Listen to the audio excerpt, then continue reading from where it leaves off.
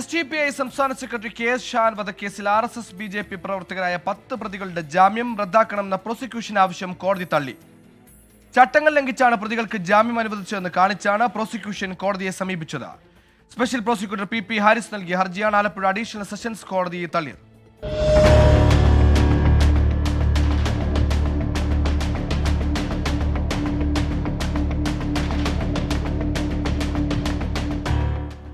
ജാമ്യം റദ്ദാക്കണമെന്ന ഹർജിയിന്മേൽ പ്രതികളുടെ വാദം കഴിഞ്ഞ ദിവസം പൂർത്തിയായിരുന്നു. BJP RSS പ്രവർത്തകരായ മണ്ണഞ്ചേരി സ്വദേശി രാജേന്ദ്ര പ്രസാദ്, വിഷ്ണു, അഭിമന്യു, സനന്ദ്, അതുൽ, ധനീഷ്, ശ്രീരാജ്, പ്രണവ്, ശ്രീനാഥ്, മുരുകേശൻ എന്നിവരാണ് കേസിലെ പ്രതികൾ. പ്രതികളിൽ ഒരാൾ ഹൈക്കോടതിയിൽ നിന്നും ജാമ്യം എടുത്തിരുന്നു. ഇയാൾ ഒഴികെയുള്ളവരുടെ ജാമ്യം റദ്ദാക്കണമെന്ന പ്രോസിക്യൂഷൻ ആവശ്യമാണ് കോടതി തള്ളിയത്. 1 വർഷമായി പ്രതികൾ എല്ലാവരും ജാമ്യത്തിലാണ്.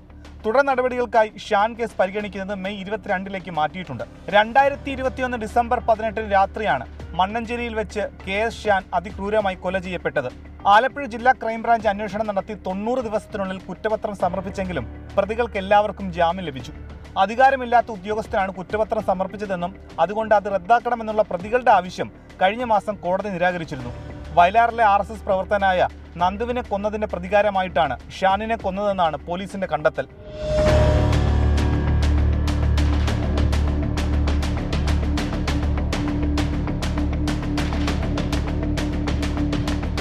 ഷാൻ കൊലപാതകം കഴിഞ്ഞ് മണിക്കൂറുകൾക്കുള്ളിൽ BJP നേതാവായ രഞ്ജിത്ത് ശ്രീനിവാസനും വധിക്കപ്പെട്ടു.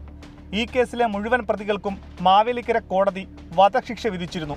എന്നാൽ ഷാൻ കേസിൽ ഇതുവരെ വിചാരണ നടപടികൾ പോലും തുടങ്ങാത്തത് വിമർശനത്തിനിടയാക്കി. 24 ആലപ്പുഴ.